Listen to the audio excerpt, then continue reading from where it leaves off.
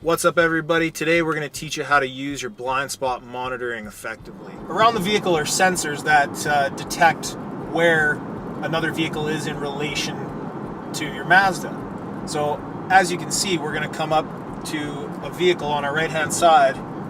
It's going to enter our blind spot and you'll see that light on the mirror light up to a solid color.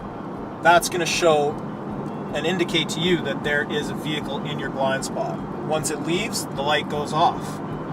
If a vehicle is in your blind spot and that light is solid, you're going to hear an audible warning and the light will begin to flash once you turn your signal indicator on. That's going to indicate to you that there's a vehicle in your blind spot and it's unsafe to change lanes.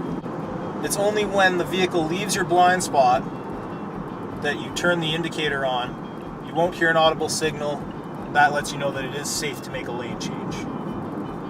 So thank you very much for watching this video on blind spot monitoring. If you need to look at any more how-to videos, you can check us out on our website, parkmazda.ca.